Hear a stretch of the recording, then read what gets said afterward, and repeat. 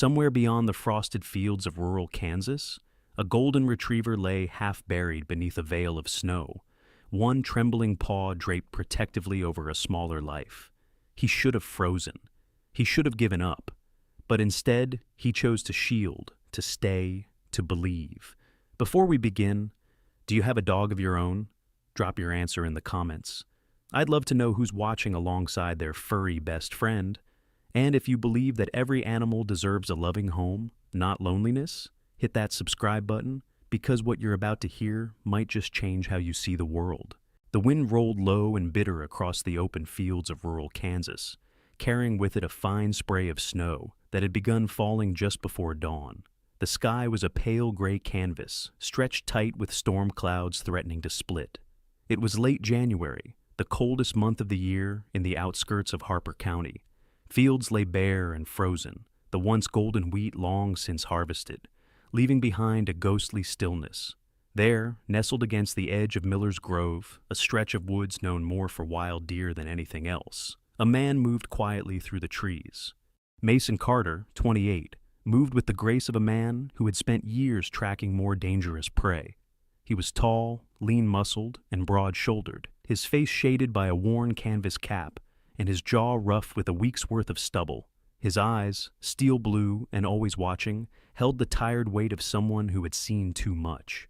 A former Marine, Mason had returned home 3 years earlier after his second deployment, trading combat boots for work gloves and rifles for fence posts. The war had followed him, though, not in gunfire, but in memories, in the echoes that never quite faded. He adjusted the strap on his rifle and kept moving through the underbrush, boots crunching softly over the snow. It was supposed to be a routine morning hunt. Get out before the sun crested, track signs of movement, maybe bring down a stray hog that had been troubling his fence lines. But as he reached a clearing near a dry creek bed, something stopped him. A sound, not a branch cracking or a distant deer call, but a low, pained whimper. Almost human. He froze, listening. The whimper came again. He moved quickly toward it, heart starting to hammer with something more urgent than caution. There, half buried in the snow, near a cluster of cedar shrubs, was a mass of golden fur. Mason's breath caught. It was a dog, a large golden retriever, matted and shaking, its body curled tightly around something smaller. One of its front paws was stretched protectively over a second shape, a puppy. He dropped to his knees beside them, the cold immediately leaching through his jeans. The older dog was perhaps 7 years old, its once vibrant coat dulled by dirt and frost. There was a deep scratch above one eye, and one of its hind legs was tucked beneath its body in an unnatural angle. It was shivering violently, but its eyes, deep brown, alert despite the pain, were fixed on Mason. The retriever didn't growl, didn't bark. He simply lay still, unmoving, determined to stay between the man and the pup.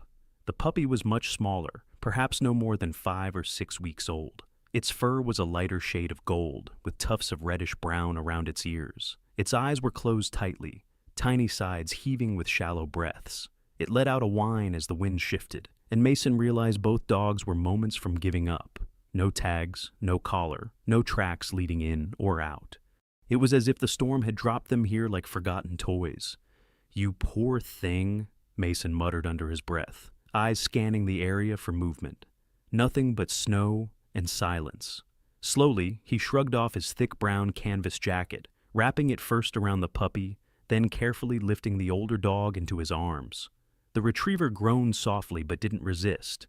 As he made his way back through the trees toward the truck, Mason's mind wandered, uninvited, to another cold day, half a world away, to the sight of a friend bleeding out in the sands of Helmand Province, to the way their medic, Ryan, had cradled him as bullets flew overhead.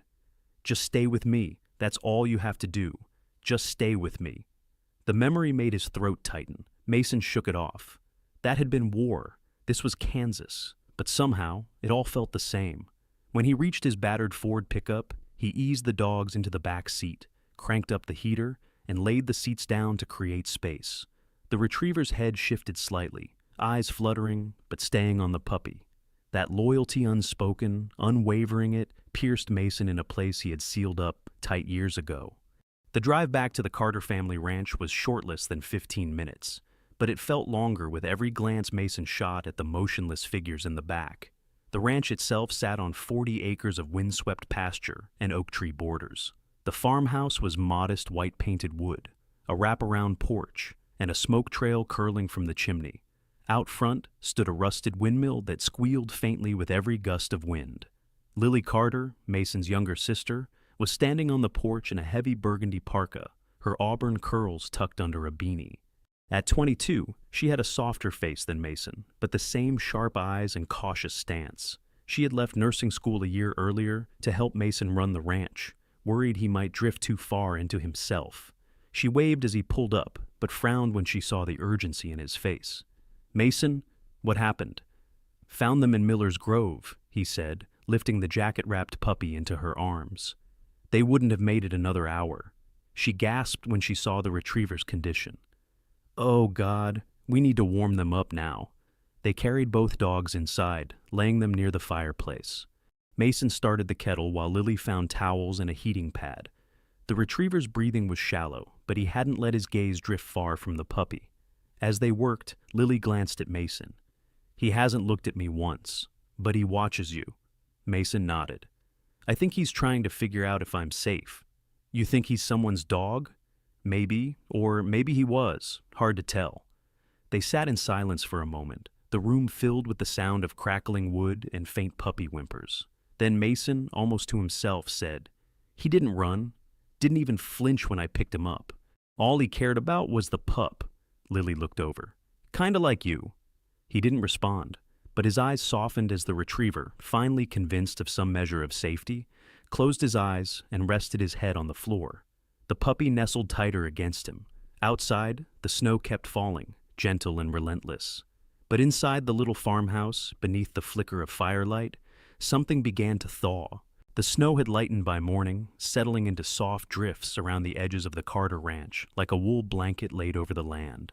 Pale sunlight broke through the cloud cover, casting long shadows across the pasture, but the temperature remained brutal. Frost painted the inside of the barn windows in delicate spiderwebs, and every breath turned to mist. Inside the farmhouse, warmth hummed from the fireplace, and the quiet of the morning was broken only by the sound of paws shifting on blankets. Buddy, the golden retriever Mason had rescued, was lying curled by the hearth, his body still tense but eyes watchful. He hadn't eaten much, just a few bites of boiled chicken Lily had coaxed him into trying. The pup, however, had more energy now and was snuggled into Buddy's side, occasionally lifting its head to sniff the air or nibble weakly at a toy Mason had found in the attic. Mason sat nearby on the floor, his back against the sofa, sipping black coffee from an old army mug. He hadn't shaved, and his eyes were red from a night with little sleep. He'd gotten up several times to check on the dogs, something Lily had noticed. Lily watched her brother quietly from the kitchen, leaning against the counter with a dish towel in her hand. She was petite but strong, with high cheekbones and a determined chin. Her reddish-brown hair was pulled into a low braid, and her freckled face was still flushed from chopping wood earlier. She saw how Mason looked at Buddy not with pity, but with a kind of solemn understanding. It had been years since she'd seen him, this invested in anything outside the ranch. Even when their parents passed, he'd buried his grief in fences and tools, but this dog, this broken, noble creature, seemed to crack something open in him. "Still not barking," Lily said gently. "He's alert, though," Mason replied without looking up. "That's something. We should take them to Dr. Jacobs today." Mason nodded. "Yeah, I was thinking the same." An hour later, with the dogs wrapped in blankets and secured in the back seat of the truck, Mason and Lily made their way to town. Snow still lined the roads, but the plows had passed through early. The small Kansas town of Rayburn was quiet, with only a few trucks parked outside the diner and the hardware store. At the edge of town stood a modest brick building with a wooden sign that read, "Rayburn Veterinary Clinic," in chipped gold lettering. Sarah Jacobs had owned the clinic for nearly a decade. She was 35, tall and willowy, with deep green eyes and short-cropped brown hair streaked with silver at the temples. She carried herself with quiet efficiency, her voice steady and her presence grounding. Her style was practical flannel shirts, old jeans, hiking boots, and she rarely smiled unless it truly meant something. 5 years ago, her younger brother had died in a hunting accident, and since then, She'd thrown herself into her work with a devotion that bordered on obsession. As Mason walked through the clinic door carrying Buddy, the bell overhead jingled. Sarah looked up from behind the counter where she had been reading a file. Her eyes landed on the dog and her brows furrowed. "What happened?" "Found him in Miller's Grove yesterday morning," Mason said, curled around a pup, both half frozen. Sarah moved quickly, gesturing toward the exam room. "Let's get them on the table. Lily, can you hold the pup for me?" Lily nodded and followed, cradling the smaller dog against her chest. The exam room was small but clean, with a large metal table, jars of antiseptic, and a wall lined with medical charts and pinned-up Polaroids of animals from over the years. Sarah moved with calm precision, her gloved hands already checking Buddy's temperature and pulse. "No chip," she said after scanning his neck. "No collar either?" Mason shook his head. "Just a patch of missing fur and some scars. He didn't want to leave the pup. Wouldn't move." Sarah knelt to examine Buddy's leg. This was dislocated and reset on its own. Weeks ago, maybe months. Painful. And this... She gently touched a faded scar across his ribs. "Clean line, not from another animal. Looks like a cut. Someone used a knife or wire." Her voice was flat, but Mason heard the tension in it. Buddy let out a soft grunt, but didn't pull away. He was watching Mason now, those eyes like twin wells of something ancient and resigned. Sarah moved on to the pup. "Male, 5 to 6 weeks. Underweight but not starving. No chip. No records of a recent drop-off either." She glanced at Lily. "Have you ever seen either of them before?" "No," Lily said. "Never?" Sarah's fingers paused mid-motion. "Mason, look at this." He leaned in. On the underside of Buddy's ear was a faint tattoo, a series of letters and numbers. Sarah ran her finger over it. This dog was part of a search and rescue program. Government-sponsored, most likely. The tag's faded, but I've seen this kind of mark before, probably from a discontinued unit. Mason blinked. "A rescue dog?" Sarah nodded. "Judging by his scars and behavior, I'd say he was highly trained, and then discarded." A silence fell over the room. The only sound was the ticking of the wall clock and the low hum of the heating vent. Lily stepped back, hugging the pup closer. "I think we should call him Buddy," she said softly. "He saved the pup. Seems right." Mason looked down at the dog again. Buddy didn't move, but his tail, ever so faintly, thumped once against the table. Sarah smiled, just barely. "Buddy it is." She stepped back and began preparing antibiotics and pain relief. "He's going to need rest, fluids, warmth. The pup too, but I think they'll both pull through." Mason exhaled. For the first time in a long while, he felt something other than weight in his chest. "We'll take them home. Make sure they're safe." Sarah paused as she removed her gloves. "Mason, whatever this dog's been through, it wasn't an accident. Someone left him for dead." He met her eyes. "I know." The afternoon sun had begun to set as they pulled back into the driveway of the ranch, the light turning gold across the field. Buddy rested his head on Mason's arm during the ride, and the pup snored softly against Lily's coat. Inside the house, Mason laid down fresh blankets near the fireplace. Buddy lowered himself slowly, groaning as his legs settled. The pup curled up beside him immediately. Mason crouched down, looking the dog in the eyes. "You're safe now, Buddy. We've got you." And for the first time, Buddy closed his eyes without flinching. The following morning brought a tentative warmth to the Kansas countryside. Sunlight pierced through a break in the clouds, casting golden streaks over the frost-covered fence lines of the Carter Ranch. The wind was still cold, but the storm had passed, and the land exhaled quietly beneath its icy breath. Inside the farmhouse, the scent of freshly brewed coffee mingled with the soft crackle of the fireplace. Mason stood in the kitchen, sleeves rolled up, slicing sweet potatoes on a cutting board with the steady rhythm of a man who needed purpose. His movements were more grounded now, less sharp-edged. Something had shifted in him since the rescue. Lily, still wrapped in a fleece robe, crouched on the rug near the hearth. Buddy lay curled beside her on a thick blanket, his breathing deep and even. The puppy, now affectionately referred to as Scout, was moving about more freely, pawing gently at Buddy's ear, wagging his tiny tail with bursts of newfound energy. Occasionally, he would burrow beneath Buddy's chin, like a child seeking reassurance from an older brother. Lily stroked Scout's back, then reached absent-mindedly to scratch under Buddy's thick neck fur. Her fingers paused. Something firm pressed against her knuckle cold, flat. She leaned in and gently parted the fur, revealing Buddy's old collar, weathered and cracked. The buckle was rusted, but it had held. As she turned it in her hands, she noticed the inside lining had started to peel slightly. "Hey," she called toward the kitchen. "You said you didn't find a collar, right?" Mason looked up, frowning. "No, just the matted fur and that tattoo Sarah found." "Then what's this?" She tugged at the edge of the collar's inner layer, and it came loose with a soft snap. Sewn into the inner lining, hidden beneath the worn leather, was a tiny plastic envelope, nearly flat, stitched discreetly to the underside. Lily's eyes widened. Mason wiped his hands and stepped over. He knelt beside her and carefully took the envelope from her fingers. The plastic was cloudy with age, but intact. Inside was a folded, weather-stained slip of paper. He opened it gently, taking care not to tear the edges. The ink had bled in a few places, but most of it remained legible. Southridge Forestry Station, Unit 42, Authorized Training Site, Valor Division. Mason's brow furrowed.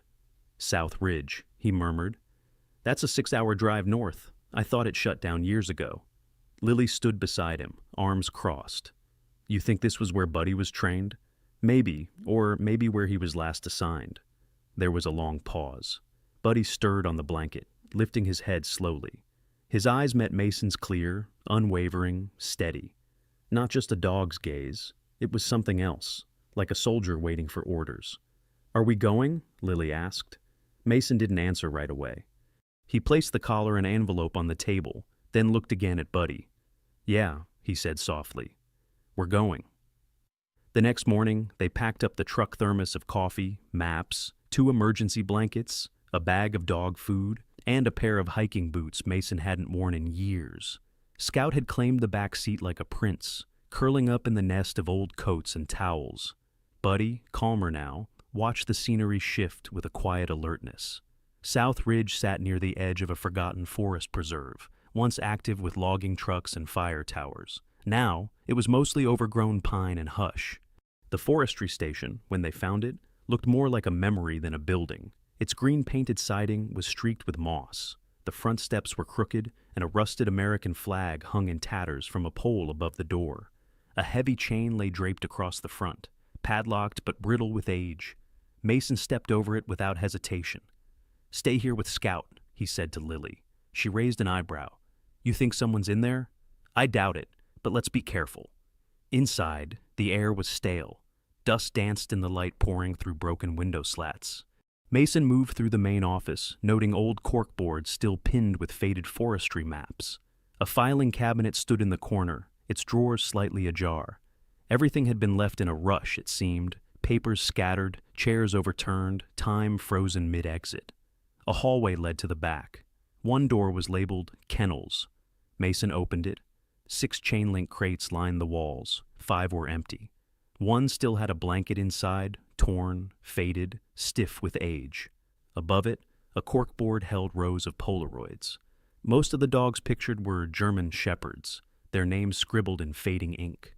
But one stood out, a young golden retriever, ears perked, chest proud. A blue vest strapped across his back.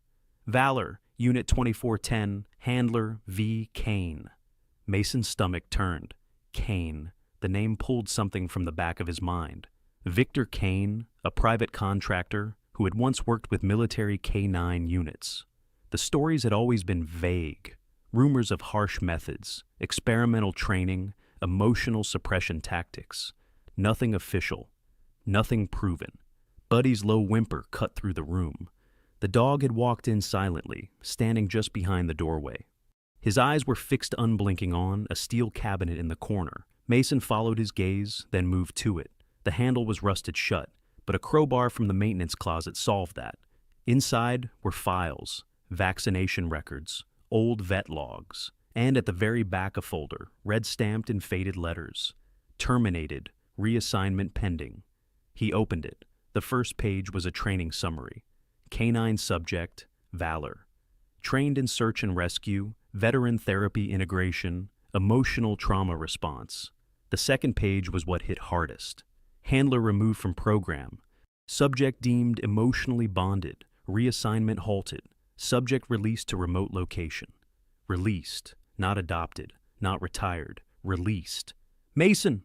Lily's voice called from outside. He was up in seconds, Buddy right behind him. She stood by the truck, Scout pressed close to her legs, her face pale. She pointed toward the tree line. Footprints. Fresh, not theirs. "Someone's been here," she said quietly. "And they weren't just hiking." Buddy growled. A low, steady sound. Snow began falling again, thick and fast. Whatever trail was there wouldn't last long. "We need to go." They loaded back into the truck in silence. The road back stretched long and white, headlights catching flecks of falling snow like ash in the air. Scout curled up and fell asleep. Buddy sat upright for a time, his eyes never leaving the rearview mirror. Mason drove with the folder tucked under his coat, the words repeating in his mind. Emotionally bonded, subject released. Someone had discarded Buddy not because he failed, but because he cared too much. He looked into the mirror again. Buddy's eyes met his, calm but resolute. And in that quiet exchange, something passed between them, something understood without words. He had been cast aside for loving too deeply, and now, in that same quiet, he was being chosen for the very same reason. The wind cut sharply across the plains as the sun dipped below the tree line, casting long shadows across the Carter Ranch.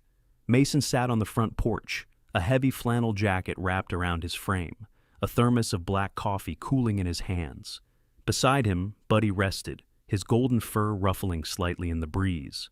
Scout, the little pup, was sprawled at Buddy's feet, legs twitching in a dream. Mason hadn't spoken much since they returned from South Ridge, but the silence wasn't heavy. It was thoughtful, reflective. That folder, the photographs, the records, it had stirred something deep within him, not just about Buddy's past, but about his own. There had been things he'd buried, missions he never talked about, comrades whose names he couldn't say without a knot forming in his throat. And now there was Buddy, once called Valor trained not just to rescue, but to heal, to be a light in darkness, cast aside for caring too much. The next morning, Mason called an old contact, not from the military, but from a support group he used to attend before he isolated himself. That man gave him a number, an off-the-record location, where some of the old handlers from the Valor program had relocated after the funding was cut.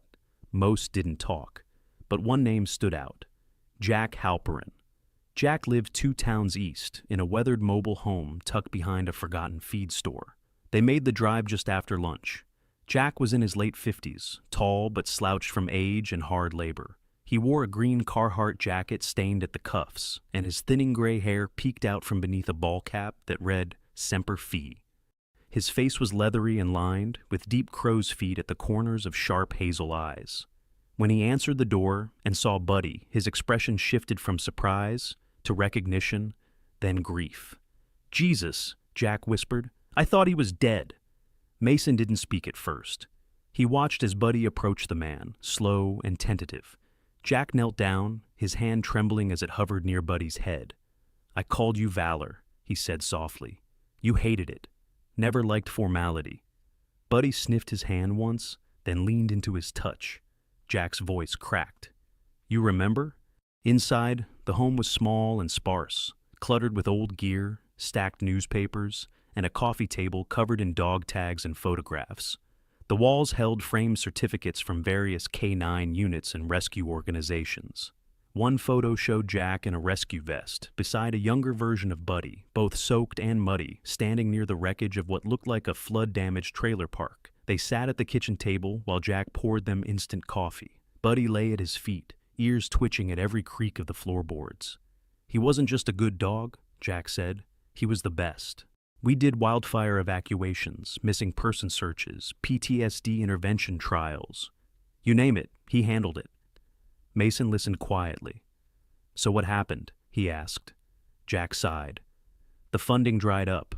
The military contracts ended, and the Valor program collapsed. Most of us scattered. Some dogs got reassigned. Others went into civilian rescue. But not Valor. He had an incident." Mason leaned forward. "What kind of incident?" Jack hesitated. "We were on a mission in northern Colorado. Mudslide. 2 kids trapped in a collapsed cabin. He found them. But on the way out, the hillside shifted again. 1 kid made it. The other didn't. He was just a kid, 6 years old. Valor tried to pull him free. Wouldn't leave him. I had to drag him out by force. He looked away. After that, he shut down. Wouldn't eat, wouldn't work. They said he was too emotionally compromised for reassignment. They were going to euthanize him quietly. I couldn't let that happen. Mason's breath caught. So I took him, Jack continued.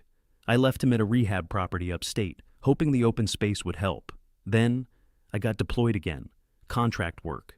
When I came back, he was gone. They said someone took him in the night. Mason stared at him. You're saying he was stolen? Jack nodded slowly. Or set free. Some people said it was mercy, that he deserved to choose his own path. But for years, I didn't know if he lived or died. Mason looked down at Buddy, who was watching them both silently. He's alive, Mason said, and he saved another pup's life during a storm. Jack let out a shaky breath. That's just like him. Even broken, he'd still try. Outside, the sun had dipped lower. Scout pawed at the base of the door, whimpering to go out. Mason stood, his hand resting briefly on Jack's shoulder. I think he found where he needs to be. Jack nodded. Take care of him, son. That dog has more heart than most people I've met. They drove back in near silence, the setting sun painting the Kansas plains in amber and rose. In the back seat, Buddy had curled around Scout again, their breathing synchronized like drum beats in the same song. Mason felt it then, more than gratitude, more than responsibility. A connection. A shared wound. They had both been abandoned by systems they once trusted, and yet neither had turned bitter. They still believed in saving others, still believed in loyalty. Back at the ranch, Mason opened the gate slowly and let Buddy step out first. The golden retriever paused, nose lifted to the wind, then turned back toward Mason, tail swaying softly. They didn't need words. Some bonds are formed in silence and healed through presence alone. The morning came dressed in soft gold and frost. Winter hadn't left, but its grip had loosened just enough to let the sun breathe warmth into the soil. The Carter Ranch shimmered under a thin veil of dew. Inside the barn, Scout yawned and stretched against a pile of old feed sacks, while Buddy sat alert near the entrance, tail still, ears forward. His gaze swept over the distant tree line, watchful, steady, as if listening for something Mason couldn't hear. Mason had just finished his second cup of coffee when he spotted the first sign. Tracks. Not animal ones, but deep, deliberate boot prints along the southern fence too close to the barn, too fresh. He crouched beside them, brushing away the loose frost, noting the heavy tread and the zigzag pattern common to tactical gear. Military grade, someone had been watching. Lily joined him moments later, scarf looped around her neck, shotgun slung casually over one shoulder. Her breath fogged the air as she frowned at the tracks. You think it's hunters? She asked. Mason shook his head. No, too precise. Whoever this was, they weren't here for deer. Her eyes darted to Buddy, who stood rigid, sensing the tension. They're here for him, aren't they? Yeah, Mason said quietly. I think they are. Over the next 2 days, more signs appeared. A tire track at the edge of the back pasture. A pair of broken branches along the old cattle trail that hadn't been used since fall. And one morning, Mason found a cigarette butt near the gate. A brand neither he nor Lily smoked. He didn't call the sheriff. He knew better. If someone connected to the old Valor program wanted Buddy back, they wouldn't go through official channels. This wasn't just retrieval. It was cleanup. And whatever secrets Buddy carried, someone didn't want them exposed. That night, Mason doubled the locks on the barn, installed motion lights, and posted a trail cam near the tree line. Lily helped reinforce the fencing and move Scout's sleeping area inside the house. Buddy grew more alert with each passing hour. His behavior shifted, not panicked, but focused. When the wind changed, he positioned himself between Mason and the windows.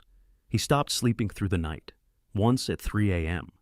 Mason caught him standing at the porch steps, unmoving, staring out into the darkness as if waiting for something to emerge. Mason placed a gentle hand on the dog's shoulder. We're not alone, are we? Buddy didn't blink. The next day, Mason drove into town to speak with Dr. Sarah Jacobs. He wanted to know if she'd had any visitors asking about Buddy. The vet clinic smelled of antiseptic and hay. The walls were lined with adoption posters and thank you notes from farmers. Sarah was in her office reviewing x-rays. She looked up as he entered. "You look like you haven't slept," she said, brushing a strand of hair from her face. "Neither has Buddy." Mason explained the tracks, the cigarette, the shift in the dog's demeanor. Sarah listened, her face unreadable. "I thought it might happen," she said at last. "Programs like Valor, when they collapse, the people behind them don't just vanish. They hide, and they don't like loose ends." She stood, moving to a file drawer. From it, she pulled a worn manila envelope and handed it to Mason. Inside were copies of documents she hadn't shown him before. Transfer orders, redacted memos, and a photo of Buddy with a man in civilian tactical gear, Victor Kane. His name had been scribbled in pen on the back. Kane was in charge of Valor's last assignment, Sarah explained. After the boy died in that mudslide, he wanted the dog put down, said he was defective, but Jack fought it. When Jack was deployed, Buddy disappeared. Now, I wonder if Kane is trying to erase what's left of the record. Mason's jaw clenched. He won't get him. When he returned home that afternoon, the trail cam had captured something chilling. A figure male, average height, wearing a dark hooded jacket, standing just inside the tree line, not moving, just watching. The timestamp showed it had been just before sunrise. Lily was in the kitchen, heating soup. Mason placed the camera on the table. "We need to talk." That night, they made preparations. Mason retrieved his locked rifle case from the attic. Lily set up a secondary emergency phone and packed a small go bag. Scout sensed the shift too, whining whenever Mason left the room. At 2:13 a.m., the motion lights flared on. Buddy barked low and sharp. Mason was already halfway to the porch, shotgun in hand, Lily close behind. In the distance, they saw the silhouette of a man moving fast between trees, trying to retreat. "Stop!" Mason shouted into the darkness. No response. Buddy bolted from the porch with surprising speed for his age, feet silent on the frozen grass. Mason followed, flashlight beam jerking wildly. They tracked the figure to the southern pasture, but found nothing, just the fence gate swinging slightly, as if someone had slipped through seconds earlier. Buddy stood at the threshold, body taut, ears alert, his gaze fixed beyond the property line. Back inside, Mason sat with him, his hand resting over Buddy's heart. "You're not going anywhere," he murmured. "Not again." The next day, Mason installed a second fence barb this time, along the back property. He reinforced the barn windows, brought Scout's bedding permanently into the house, and set up 2 floodlights facing the south and east tree lines. Buddy never left his side, and slowly as the days passed with no further intrusion, a rhythm returned, not the old rhythm, but something new, one forged through shared vigilance and trust. Buddy had begun to sleep again, only briefly but enough. Scout started to play again. Lily started smiling in the mornings. But something had changed in Mason. He realized now that Buddy wasn't just a guest. He was family, and family was worth fighting for. The wind had shifted again, colder this time, sweeping down from the north with a sharp bite that whispered of more than just weather. On the Carter Ranch, silence loomed like an omen. The birds had vanished from the fence posts, and the cattle that usually lingered near the creek had retreated deep into the wooded boundary. Even Scout, typically full of mischief, was quieter than usual, curling close to Buddy's side as if understanding that something was coming. Buddy knew first. He rose in the early evening, long before dusk settled. The aging golden retriever, once a therapy dog, now moved with the deliberate focus of a soldier on patrol. His once bright coat had dulled slightly with age, but his eyes had only grown sharper. Every twitch of his ears, every step on frozen ground. Buddy was no longer just watching, he was preparing. Mason had fortified the ranch as best he could. He'd spent the last 3 nights rotating watch with Lily, taking turns sleeping lightly, weapons within reach. Mason's marine training kicked in with every creak of wood, every breeze that rattled the barn, but tonight felt different. There was a charge in the air that no rifle or fence could stop. By 11 p.m., the fog rolled in thick and low. The motion sensors near the southern fence blinked. Mason sat bolt upright, shotgun in hand. He crossed the living room in 3 strides, boots silent against the wooden floor. Buddy was already at the door, tail stiff, a low growl vibrating in his chest. Scout, sensing the energy, whimpered but stayed put near the fireplace. "Lily," Mason said under his breath. She came down the stairs seconds later, flashlight and revolver in hand. Her face was pale but determined. Her red hair was tied back into a tight knot, jaw clenched with a courage she didn't know she possessed until that moment. Then came the first flash, too, fast for lightning, a short burst of light from the tree line, then another, followed by the faint crunch of boots against frosted earth. 3 figures emerged from the mist, all in black, their faces hidden behind balaclavas. Tactical gear, silenced weapons, no words, no warning, just the slow spread of wolves crossing a threshold. Mason didn't hesitate. He fired once into the air, a warning shot, a declaration. The men scattered instantly, ducking low. The one to the left returned fire, a silent pop. The glass of the kitchen window shattered in a burst of ice. Buddy lunged forward before Mason could stop him, bolting through the broken porch door like a bolt of lightning. The retriever moved with stunning speed, a blur of gold against the white field. One of the intruders didn't see him coming. Buddy tackled the man mid-stride, knocking him to the ground with a guttural snarl. There was a thud, a yelp, and the man didn't get back up. "Mason!" Lily screamed from inside. Another man had circled to the rear of the house, attempting to breach through the mudroom. Mason swung the door open just as the figure tried to force his way in. A struggle followed, 2 bodies locked in a brutal dance. Mason's arm took a grazing cut from a hidden blade, but he wrenched the weapon free and struck hard with the butt of his shotgun. Lily emerged with Scout bundled in her arms, ducking behind the kitchen counter. Another gunshot rang out, this one loud, uncontrolled. A third intruder had panicked, firing blindly into the side of the barn. The noise sparked Buddy into action again. He raced toward the sound, limping slightly now. His left side scraped from the earlier fight, but pain didn't stop him. He was fighting for something far deeper than duty now. He was fighting for home. The third man tried to run when he saw the dog coming. He never made it far. Buddy lunged, teeth finding fabric and flesh. The man shrieked, trying to shake the dog off, but Mason was already behind them, gun drawn. "Drop it," Mason ordered, voice low and lethal. The man hesitated, then dropped his weapon. He was no soldier, just a coward wearing the wrong uniform. Within minutes, it was over. 2 men lay restrained in the dirt, groaning. The third had vanished into the woods, bleeding from a shoulder wound Buddy had delivered with precision. The fog swallowed him. Lily called the sheriff's department, voice steady despite her shaking hands. Mason didn't speak as he wrapped Buddy's leg in gauze. The dog was panting heavily, a gash across his side slowly oozing blood. "You saved us again," Mason whispered, pressing his forehead against Buddy's. "Just like you always do." Lily knelt beside them.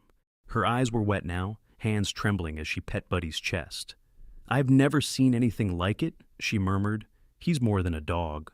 Mason nodded slowly. "He's family." They spent the rest of the night tending wounds and giving statements to the local sheriff, a gruff man named Randall Pike, with sharp eyes and a voice like gravel. He didn't ask too many questions about why 3 armed men had come to their door. He knew better.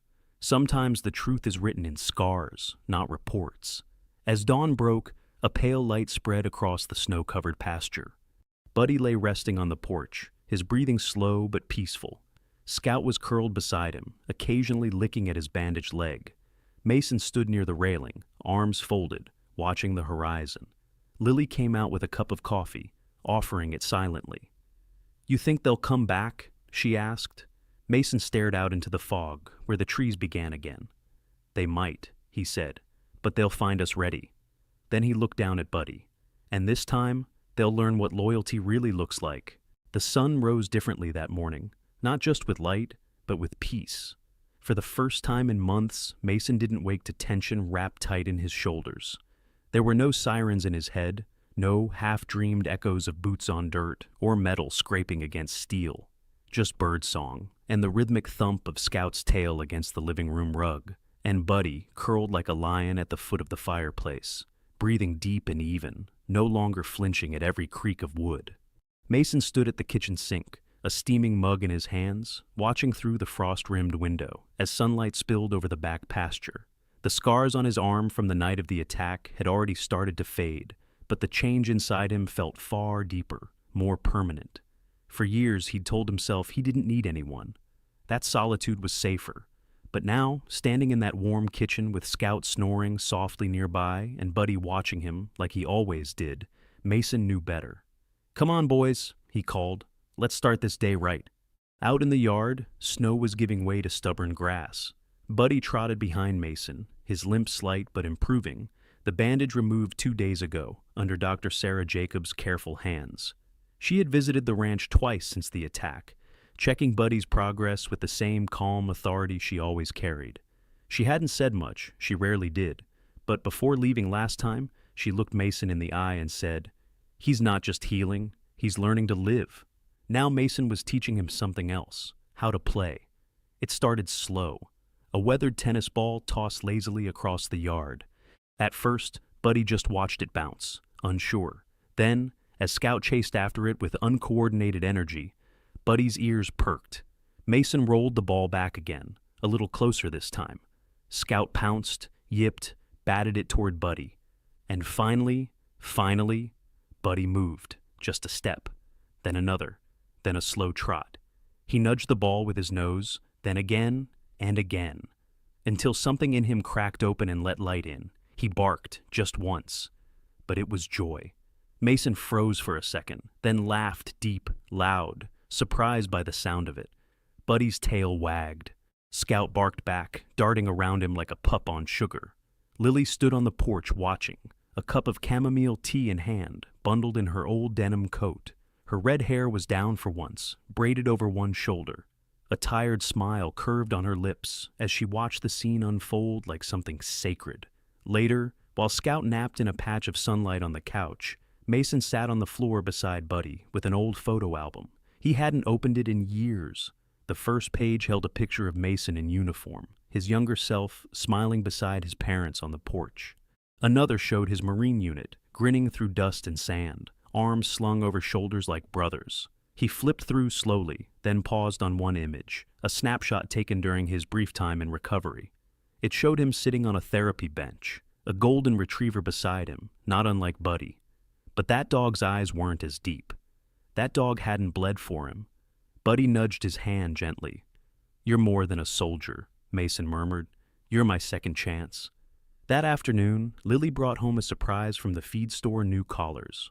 One for Scout, navy blue with a silver tag engraved Scout Carter, and one for Buddy, leather-wrapped, sturdy, with a simple brass nameplate. Mason read the tag aloud. "Buddy Carter, protector, family." Buddy sat still as Mason fastened it around his neck.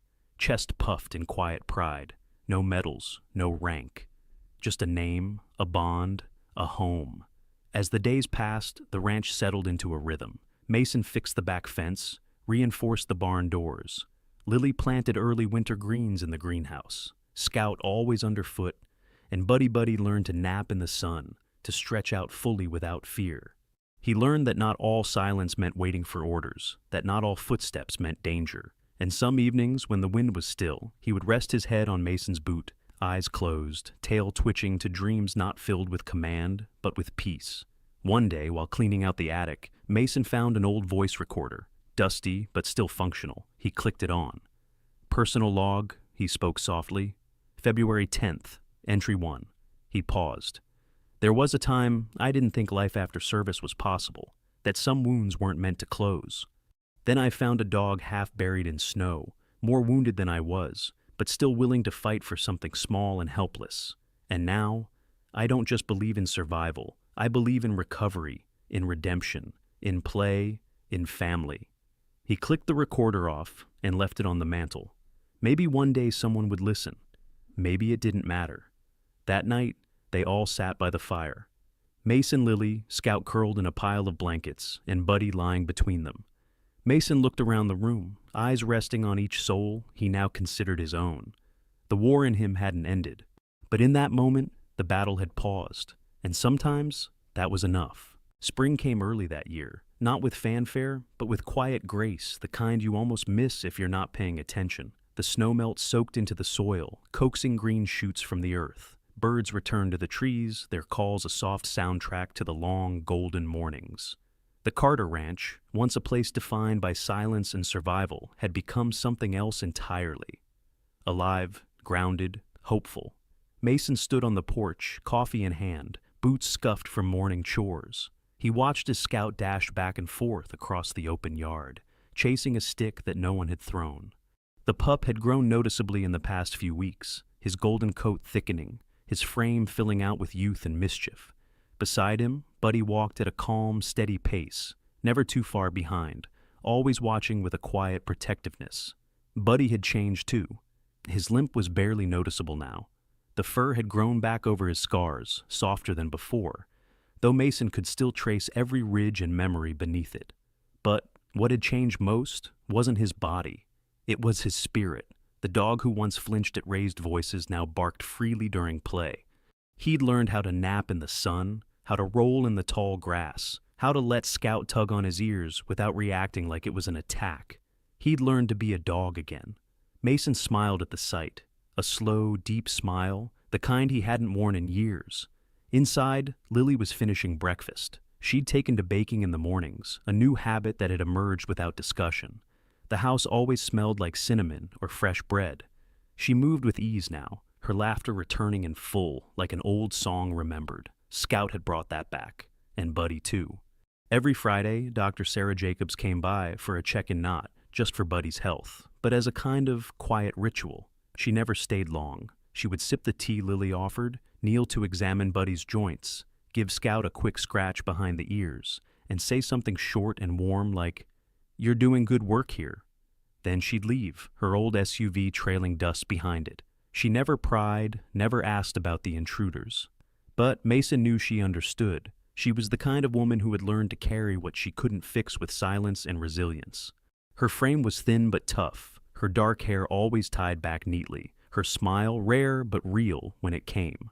One evening after the chores were done and the sun hung low like melted copper in the sky, Mason walked out into the back pasture with Buddy and Scout.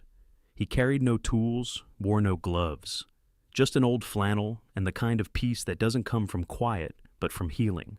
Scout ran ahead, leaping at dandelion seeds drifting in the wind. Buddy trotted beside Mason, his tail swaying like a slow metronome. At one point, the old retriever looked up at him, and Mason swore there was a smile in that glance, grateful, knowing. He stopped near the edge of the field, where the fence line gave way to wild grass and the sky opened wide. He knelt beside Buddy and placed a hand on his broad chest. "You did it, you know," he said quietly. "You brought us home." Buddy leaned into him, gently, his nose brushing Mason's shoulder. Scout circled them, tongue lolling out, chasing fireflies now. The three of them stayed like that for a while, man, protector, and youth framed by golden light and a field that no longer felt empty. When Lily called them in for dinner, Mason took one last look over the land. He saw not the place where he had once hidden from his past, but the place that had grown around him, changed with him. It wasn't just the ranch that had healed, it was him. All of them. Later that night, Mason opened the small wooden box he kept on the mantel. Inside were the military dog tags he hadn't worn in years, his unit's insignia, and the voice recorder he had once used to document pain. He clicked it on again, his voice deeper now, more certain. Personal log, April 3rd, entry 2. This isn't a story about war, not really. It's not about rescue missions or fallen programs or hidden scars. It's about what comes after. It's about choosing to stay when everything tells you to run. About showing up every morning for something that doesn't need you to fight, but needs you to love. Buddy wasn't just a rescue dog. He was never just a tool. He was a guide. And now, he's my family, Scout too, and Lily. We don't choose how our stories begin, but we sure as hell get to choose how they end. He clicked it off and placed it gently back in the box. Then he turned off the lights and walked to the front door, where Buddy lay at the threshold, ears relaxed, breathing even. Mason knelt, kissed the top of his head, and whispered, "You're safe now, and so am I."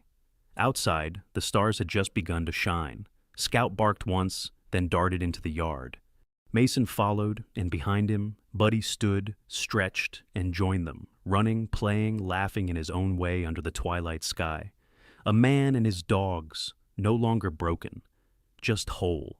We don't choose where our story begins, but we do choose who walks with us through the rest of it. A small dog, once lost in a snowstorm, has now found more than just a home. He awakened memories, bridged the silence between hearts, and reminded a wounded soul how to feel again. Buddy wasn't just rescued, he became the rescuer. In his quiet strength and steadfast love, he rekindled the light that life's storms had nearly extinguished. Maybe you've felt like Mason broken, uncertain, waiting for something to pull you out of the dark. Or maybe you're like Buddy quietly, carrying the weight of your past, just looking for someone to believe in you again. Wherever you are on your journey, remember, healing often comes in the most unexpected form. Sometimes it has 4 paws and a golden heart. If this story touched something in you, please share it. Leave a comment below and tell us your story. Don't forget to like and subscribe so you never miss a tale of hope and second chances. And may God bless every soul watching tonight, with comfort, with courage, and with someone to walk beside you.